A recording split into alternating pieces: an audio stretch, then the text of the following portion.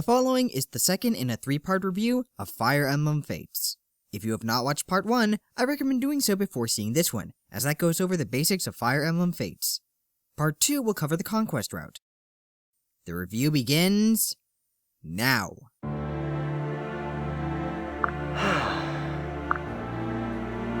It can't be! Fire Emblem Conquest begins after siding with the family you were raised with over the one you were born into, assuming you didn't already pick up a copy of Conquest, in which case you were given a choice. After returning to Nord to hear his side, King Garen acts completely ignorant of the sword that almost killed him, the sword which, again, was given to Corrin by him, before ordering Xander to kill Corrin, only sparing him due to a desperate plea by his siblings that is met with Garen sending Corrin on a suicidal mission. Suppress a rebellion in the Ice Tribe all by yourself. After succeeding in this task, Garen sets Corrin on mission after mission, with the eventual grand plan to conquer the kingdom of Hoshido. Let's get the positives out of the way because A, there are a few of them, and B, there is a whole lot wrong with Conquest writing that needs to be dissected. There's a brief sprite mid-game that shows some self-awareness in regards to some of the coincidences, like how both of Corrin's families just happen to share similar family members and personality traits between said family members, resulting in some good banter between the two parties. Some cute references to the events in Birthright for those who chose that path prior to trudging through this one, make it more rewarding for those who played that game first, and, unintentionally or not, a couple of moments in Conquest helped to resolve some of the unanswered questions left over from the former. Not all of them, and Conquest has its own share of unanswered questions, but some. However, these satisfying moments are minor in the grand scheme of Conquest's scattered structure of a plot. It's by far the most bizarre in series history, yet at the same time, so very predictable and full of irritating cliches. Part of that comes from just how repetitive the writing is. Corrin spends most of the game doubting whether or not they should have started with Hoshido instead, given how bad the war seems to be turning out and how many innocent people are dying. Having the character doubt if they made the right decision once or twice makes sense. It was done infrequently during Birthright to show how Corrin didn't want to hurt their Norian siblings, and it was mildly effective, if repetitive, on that path. However, in Conquest, so much time is devoted to the same tedious monologues that it becomes increasingly grating every time it's brought up. Then again, one's patience for this character trying to garner any sort of empathy will wear quite thin after seeing them knock out their youngest, unarmed sister. Yes, really, moments after betraying your blood-related relatives, Corrin can attack Sakura, telling her that she needs to go to sleep for a while. And here I thought that Fire Emblem Fates wasn't going to be a simple black or white scenario. There's a plot point about Corrin reforming Nor from within due to the pacifist approach to battles, which is dropped halfway in favor of resuming the campaign against Hoshido, which is especially odd when the game provides a moral choice halfway through that, without wishing to spoil, rewards the player for making a choice that goes in complete disregard to all the time spent on Corrin's characterization up to that point, reinforcing how they don't kill people, and how the character's methods are more peaceful than the blunt brutes that make up the rest of Nor's forces. Conquest can't stay consistent in its own twisted fantasy of a world. It's as if no one was editing the story because of how inconsistent and frantic the pace jumps from one plot point to the next, so they just substituted in connective tissue that could have been built up with an incredibly flimsy set of plot devices. And when I say that, I am not talking about the localization. This inconsistency was in the Japanese version as well. And in fact, the localized effort is a vast improvement upon the original, for the most part. However, when your source material is this abysmal, there's only so much that the localization team can do to improve upon it. Also, this is minor in the grand scheme of how shoddy the writing is in Conquest, but having characters from Fire Emblem Awakening and Fate with zero explanation, well, not unless you play the DLC, is distracting. There's no better way of putting it. It's nowhere near as irritating as how, yet again, Garen is the main villain. Only Conquest shows how even more of a reasonable man he may be, with his talk about salting the earth to prevent the seeds of rebellion from growing. We're gonna neutralize a lot of threats before they even happen. Thought the punishment usually came after the crime. We can't afford to wait that long. Who's we? No.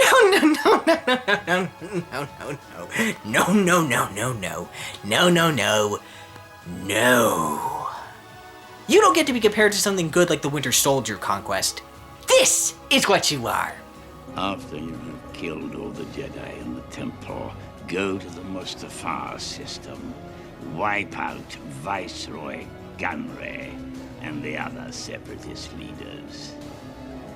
Once more, the Sith will rule the galaxy.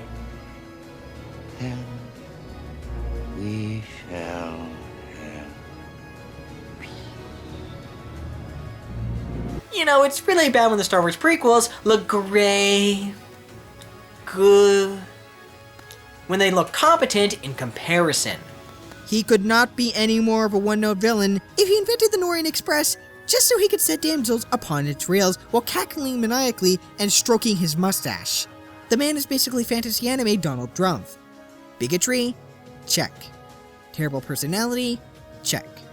Fanatic supporters who are the absolute worst humanity has to offer? Check.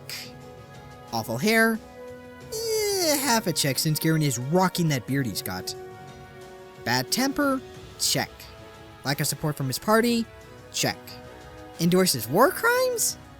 Sadly, check.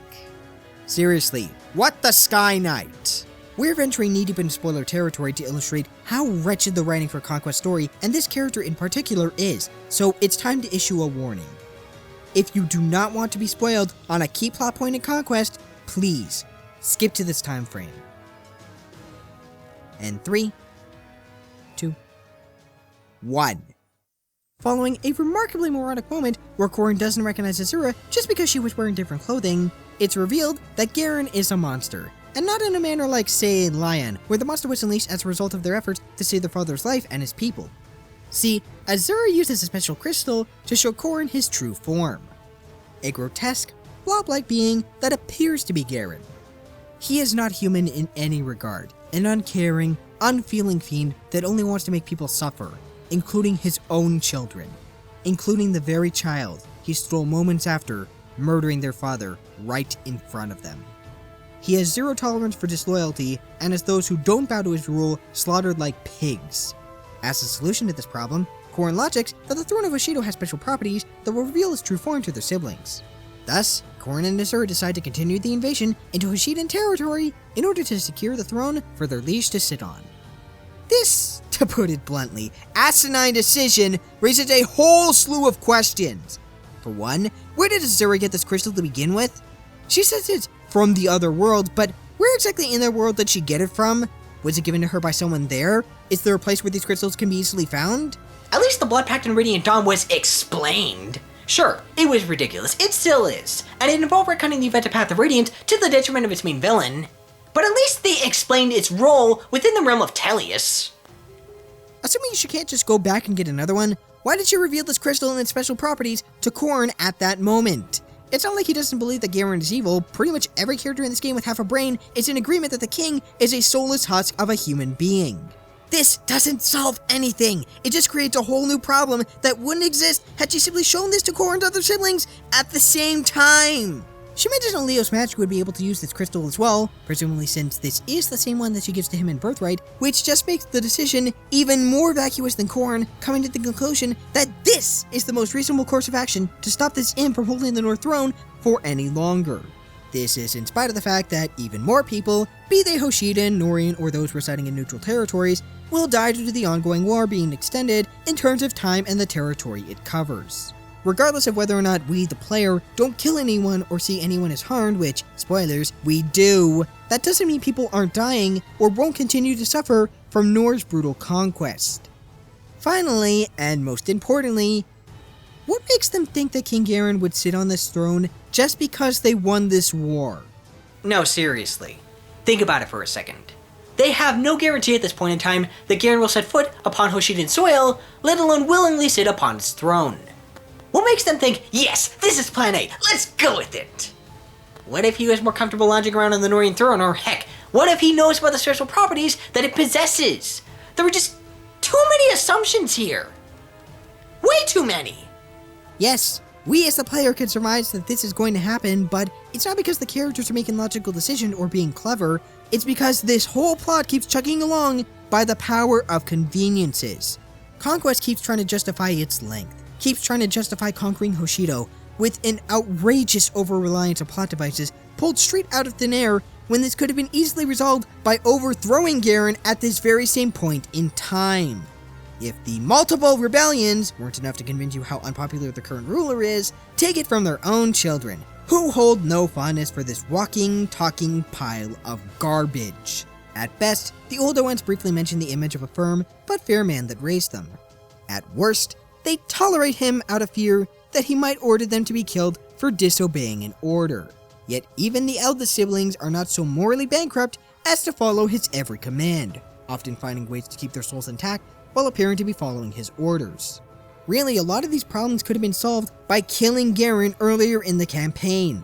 In fact, it would have made for a more interesting and complex story going forward, dealing with the fallout of the previous king's reign, trying to make peace with a nation that was unjustly invaded by the former monarch of Nor, and said successor trying to lead its nation and its people into a new age.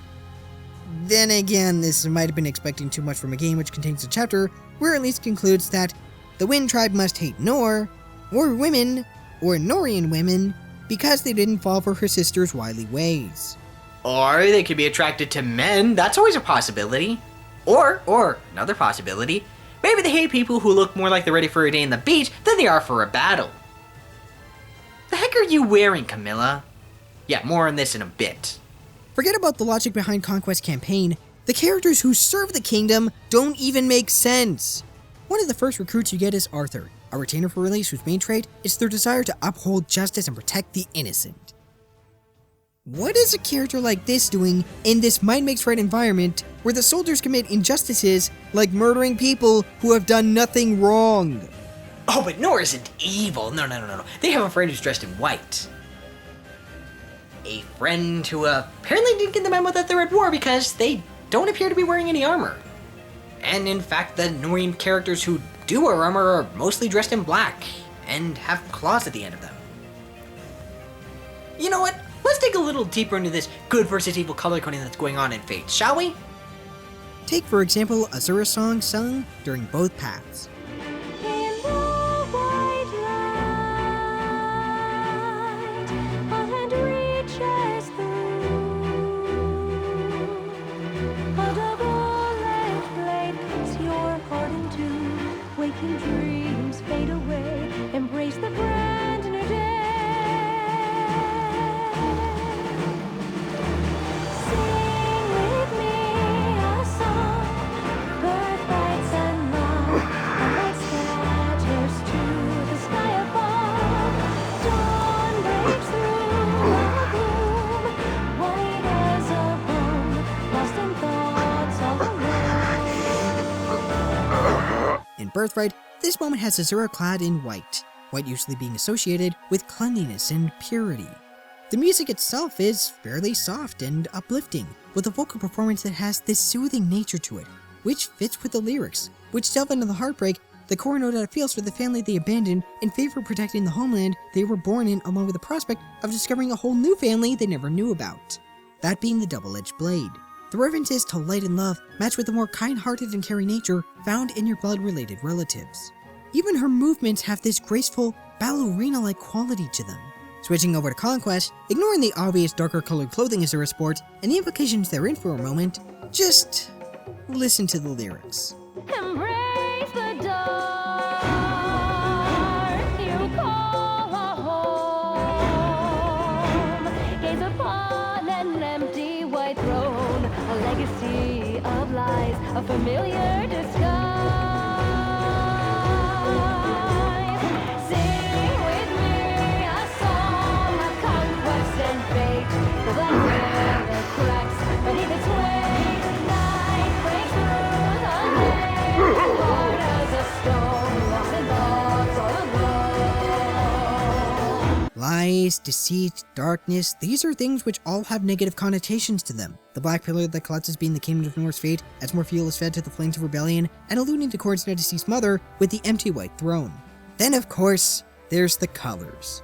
The one which sticks out the most, the one Azura herself is guarding during this section, is black, which is often linked to the night, death, and evil. All of this is accompanied by a much louder, much more aggressive vocal performance and accompanying music, which pairs itself with a more confrontational campaign waged by Nor on the Conquest route. This isn't a knock against the songs themselves, they sound great. A little on the nose, but still, great vocals and even better music that accompanies them. The problem is that both songs are symptomatic of a greater issue. The oversaturated color coding of what is, frankly, a two-sided, overly simplistic, black and white treatment of the scenario seen throughout the many aspects of Fates. Turning to the gameplay for a moment, this can even be seen with the two main paths classes. In Birthright, one of the new ones to be introduced is the Kinshi Knight, a bird-mounted archer with a majestic, regal splendor to his design, a sun-like headpiece being placed upon the character's head. In Conquest, there's the Malignite, basically a mage on a dragon.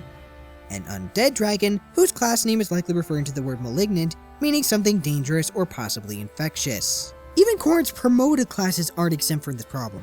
In Birthright, Corrin's second-tier promotion, the Hushido Noble, grants them the ability to heal fellow allies with the staff, fitting the more supportive and caring role that this new white-clad form plays in the grand scheme of Birthright, whereas Conquest Noir Noble grants a darker set of armor and the ability to wield magic to cause all new kinds of damage to their foes, before no doubt whimpering about how war never changes after the fact.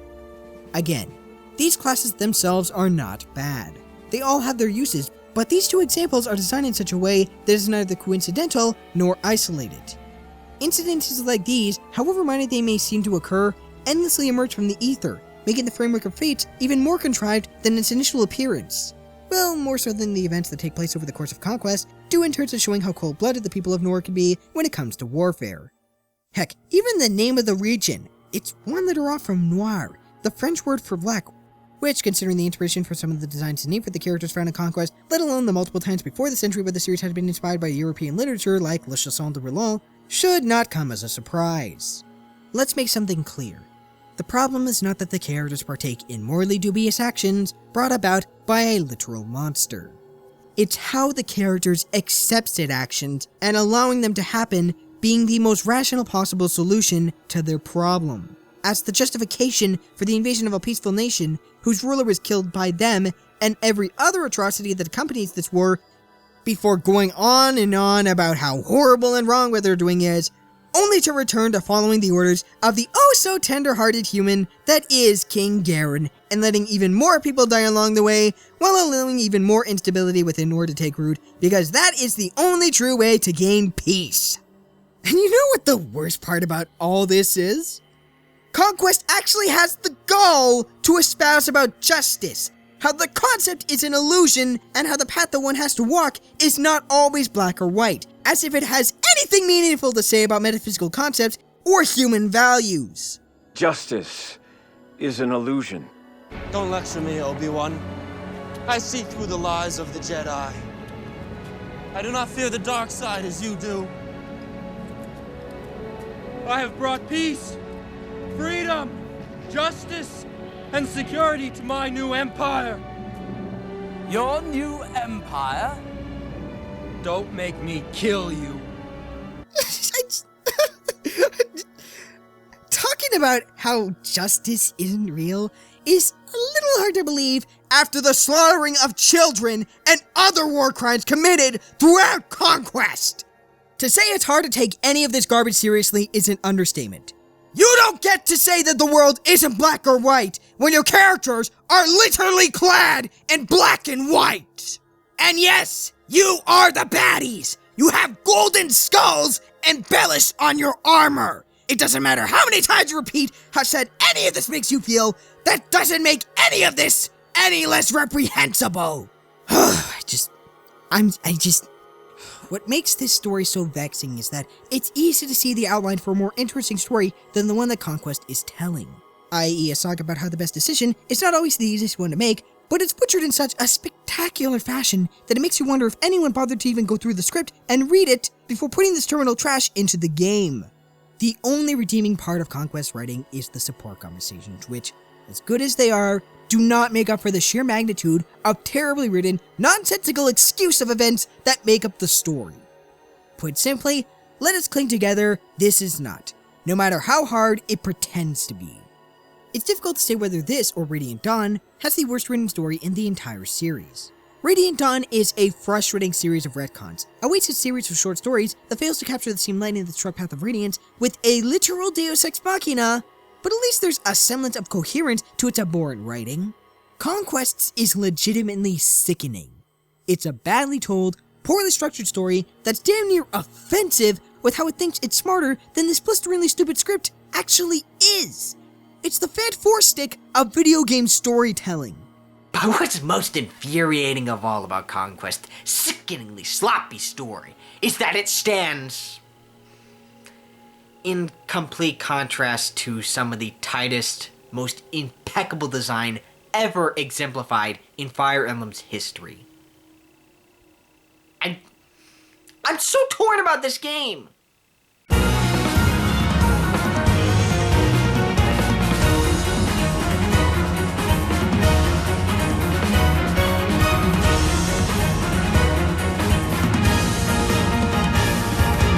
Conquest is commonly described as a throwback to classic Fire Emblem in terms of more limited resources and higher difficulty. And while it's true that it's much less beginner-friendly than Birthright or Revelation, it's neither unfair nor particularly punishing, even with permadeath on. Even though there aren't any challenges or experience to be wringed from Street Pass battles, there is extra experience to be gained via paralogs and invasions, along with gold to be given by feeding Lilith, as well as an unfortunate exploit for experience that we'll get into a moment. So while resources are limited, it isn't as harsh as it sounds, especially with the constant sales on weapons, lotteries for free items, and the ability to purchase helpful skills via beating Street Passers, which in of itself can be used to improve supports between characters. While the My Castle feature continues to be a massive blessing, there is one particularly odd facility that, while more useful during Conquest, is only marginally more helpful than the other paths, that being capturing enemy units. One of the oddest mechanics to revive from an older Fire Emblem game, in this case, Fire Emblem 3CS776. Well, I guess there's the old school Fog of War in Revelation, but show of hands, who here wanted the 3CS776 style Fog of War to come back? Actually, better question, who here has even gone to the Fog of War level in 3CS776? Yeah, word of advice, you don't want to do that, it's tedious. The level, not the game, just to clarify.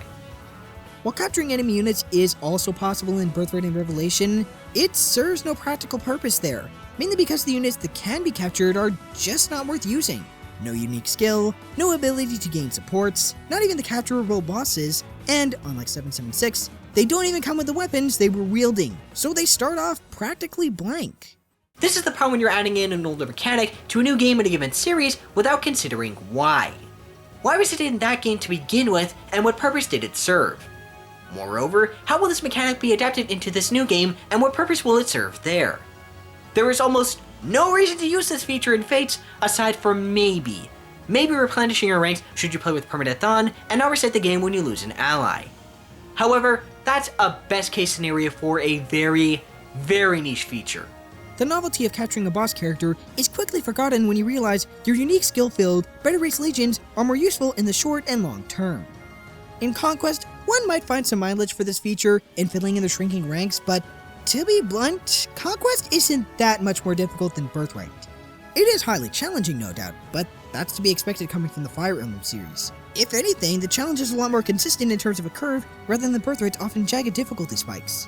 If this provided the opportunity to take weapons and items from foes, like they did in 3CS776, it might have made for some careful planning as to which enemy unit would be best to bring back with the booty they hold. As is, it's a pointless gimmick that's quickly forgotten about. It doesn't help that capturing enemy units is now tied to a unique skill for a single character. Well, two in Revelation. In Conquest case, the Outlaw Niles. Speaking of Niles, it's about time to talk about yet another elephant in the Fire Emblem series' enormous room. For those that don't know, Fire Emblem Fates is the first game in the series to feature same-sex relationships and same-sex marriage, which, one, Nintendo announced a few days before the Supreme Court ruling in the US that led to the legalization of gay marriage, so good on you, Nintendo, for standing up for gay rights, regardless of the eventual outcome. And two, it's kind of weird that it's taken the series over 25 years to feature this. Fire Emblem has always had a bit of a wink-tease approach to certain characters' sexuality, often implying they might not be straight. Well, except for Heather in Fire Emblem Radiant Dawn, who's pretty explicit about her sexual orientation when she talks about wanting to meet all the pretty girls in the army. She's also a contender for the worst character in the entire series, due to her straw man, or straw woman, depiction of lesbians. Also, Kai's in the Japanese version of Radiant Dawn, but discussion for another time. Not a pleasant one at that. While the presence of same-sex relationships is a positive in Fates, since, hey, finally, some representation of gay people in Fire Emblem that isn't horribly stereotypical, There are a few snags with how Fates, and by extension Conquest, implements this, and not just the obvious one, that the game treats one's sexuality as a choice. See, there's only one option for a same-sex relationship in the two main paths. And by one, I mean that the same-sex option for women is only available in Birthright, while the male counterpart, Niles, is exclusive to Conquest. That said, it's still kind of ridiculous that the options are so limited, let alone that there is not a single character who is canonically gay in Fates. Again, without getting into that character. Can you tell I'm not looking forward to making that video? Likewise, it's pretty messed up that you can marry your own siblings and have children with said siblings, but the single same-sex choice that you're given locks out Niall and Corrin's respective offspring, so for those looking forward to seeing Niles as a father to Kana, in spite of every other romantic relationship having them, well, tough luck. Marrying someone of the same gender? Fine, but no adoption. Now marrying your own siblings, well, why does incest keep happening in this series? Seriously, if a child can look the exact same despite multiple different parents and thus different genes, what's to stop them from altering one child's backstory and simply making them adopted for this one option? It changes nothing else about the character. And don't anyone argue that Corrin marrying his siblings is fine because they're technically not related, because not only can the exact same thing happen in Birthright with your Hoshidan siblings, with an equally lazy excuse to justify these options, along with another character who will be saved for Revelation, but these are the people that Corrin has held a familial relationship for as long as they can remember.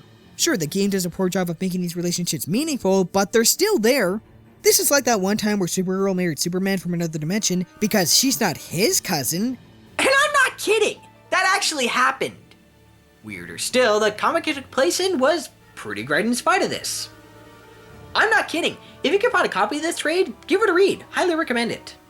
Now, there is a fan-made patch that is working on expanding the same-sex options in Fates, link to which will be in the description.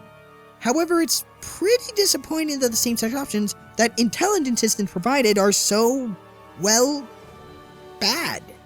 Yes, their inclusion is an overall net positive, but that doesn't mean the implementation was good.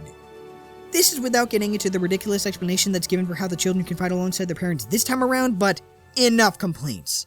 There might be a few tiny blemishes, but the core of this tactical apple is incredibly juicy and has a ton of flesh to bite into. The AI is notably more intelligent than the one seen during Birthright and Revelation, actively avoiding attacking anyone that could easily harm them or seeking a spot to recover health from when they're severely wounded. It's a little too smart at times, which can lead to an easy exploitation for the sake of experience.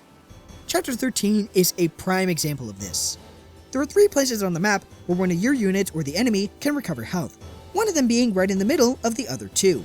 By placing one of your units on these when there are very few, if not one enemy is left, you can take as many hits as they can dish out, assuming they hit you since said spaces make it more difficult for enemies to hit you, and hit them back for easy experience until they get low on health, at which point they'll move on to one of the 3 healing spaces. Since you're both recovering any lost health, there's no need to worry about either unit dying, making it easy to grind out experience points. In fact, I did this for so long that Mozu maxed out her level and had to be promoted to a new class just to be able to gain more experience points. It's very exploitable behavior which, thanks to tweaks made to ranged weapons like the Javelin, removes any random chance of accidentally killing them with a second attack or skill activation. This isn't a knock against weapon durability, by the way. While the removal of weapon durability has made for a more useful set of weapons and is an overall great change, it does have its own drawbacks, one of which being how, when combined with the aforementioned smarter AI, units can stand around hitting a foe on a given map until they gain the maximum amount of experience possible. Minor exploitation aside, Conquest boasts some incredible map design and an even finer approach to sim maps with its highly varied mission objectives. Like Sacred Stones, there are a couple of shared maps between the different paths.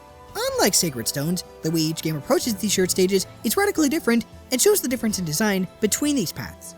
That said, between all of them, Conquest nails these returning locales. Take for example, the aforementioned visit to the Ice Tribe. While this level is shared between Birthright and Conquest, the way they approach this level is radically different. The premise for this stage in Birthright is great in its own right, a clever way to play with the usual visit villages to gain reward expectations that the player has due to how common this is throughout Fire Emblem games and even throughout Fates by having enemies pop out whenever you visit one. It keeps you guessing as to whether or not it's even worth visiting every village to see if any of them have some kind of reward, making you think they can't all be tricks, can they? One of these has to have something besides people who want to kill me, right? Conquest places priority in visiting these villages, but for the opposite reason.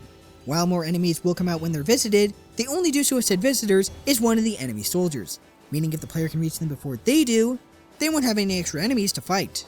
While the immediate reward is not having to fight through more foes, the long-term benefit comes at the end of the stage, where the player is granted some gold for visiting these villages, the highest amount coming from visiting 3 or more, which is a pretty challenging side objective to achieve.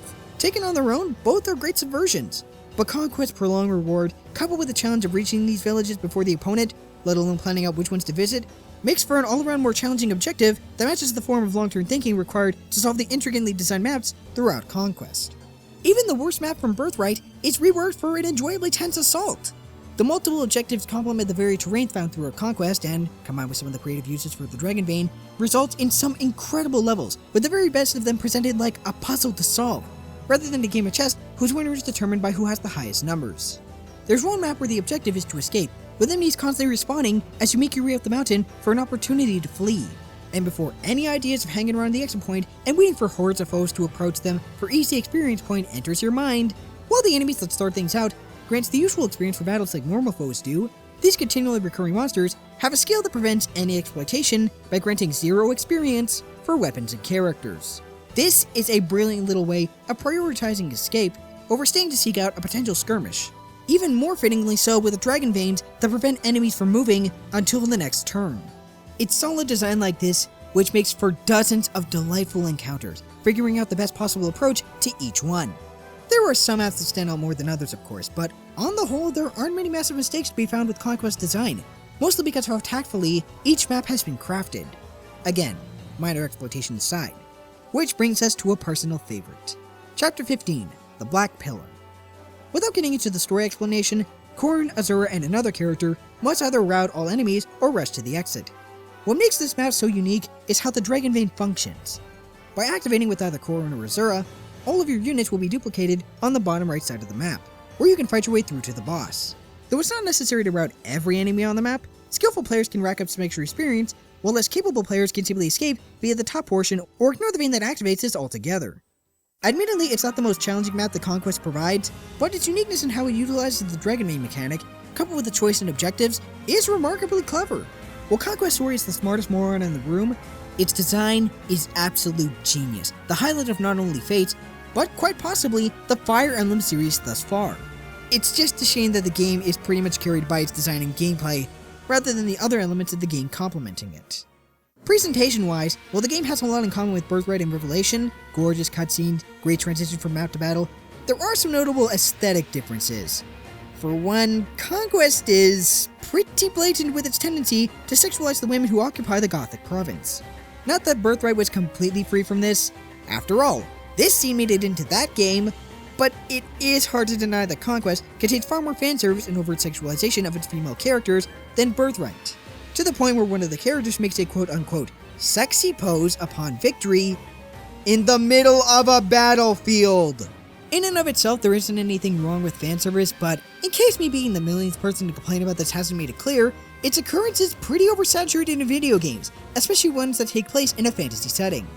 Just to illustrate this point, check out the difference in armor between Benny and Effie. The male knight, Benny, has standard chestplate armor, which is good for a unit whose role has taken a lot of hits. The woman knight, on the other hand, Effie, has boob armor. Which, putting aside the fact that the armor places more emphasis on her breast and the blatant double standard between the two, boob armor fails to perform the basic task that armor is supposed to, that being protecting from dying. In fact, simply wearing such armor is dangerous, since it would allow for more force to be applied to a specific part of one's chest, and could cause a rib or your sternum to more easily break and puncture your internal organs. And this is putting aside how hilariously outclassed Benny is compared to Effie. Almost as if this game is saying that sexualizing this character somehow makes them better, much like how so many fantasy games seem to incentivize wearing less armor for women, as that armor is better in terms of stats. That might be a bit of a stretch in this case, but I hope the point is made clear. Boob armor is neither historically accurate, nor in any way beneficial for characters to wear them instead of a regular chestplate. It's just a ridiculous way to sexualize the female anatomy that needs to go away. At the very least, the artwork is toned down slightly compared to Awakenings, if only because characters don't decide to go into battle without anything covering up their backs. Instead, we have characters whose breasts are partially exposed during combat or so poorly supported that they bounce around. Yes, Fire Emblem Fates really does have jiggle physics. Joy. This isn't to say that all the unique aspects in Conquest are for the worse. The soundtrack yet again sports some truly sublime songs, but this one is a particularly pointy barb in what is an otherwise pleasant looking and superb sounding game. That said, it's not the only part to disappoint. Despite the tantalizing prospect of werewolves fighting alongside humans and dragons, the end result has more in common with an abominable snowman that glued fish scales on its back than it does with a creature of the night. Or the gillman who's been hitting the gym recently. There are some lovely looking locales that are only seen during Conquest and minor details to appreciate, like how the ground shakes when a knight stomps around. But when all is said and done, Conquest's presentation has far more notable negatives unique to it compared to the ones that Birthright boasts. Fire Emblem Fates Conquest is... You know what? Look. This game is frustrating beyond belief. It is incredibly irritating that a game which clearly had a lot of thought and effort put into the gameplay and design departments couldn't replicate said efforts with the story. Fire Emblem Conquest is a game of highs and lows. The gameplay is fantastic, and the map design doubly so. Minor slip-ups aside, the two have never been more tight, and the support conversations are equally excellent. Had the writing been improved, this could have dethroned Record no Ken as the best one in my books. But overall, the writing waits around a wave of wasted words and a putrid, polluted pool of a plot. As is, I do like Conquest more than Birthright, but only marginally due to how fantastic the gameplay is, and have no desire to suffer through its dreadful story again. For the time being, at least. In the next part, we'll conclude this trilogy of Fire Emblem reviews with a path that leads to a certain revelation. Until next time, game on, my friends.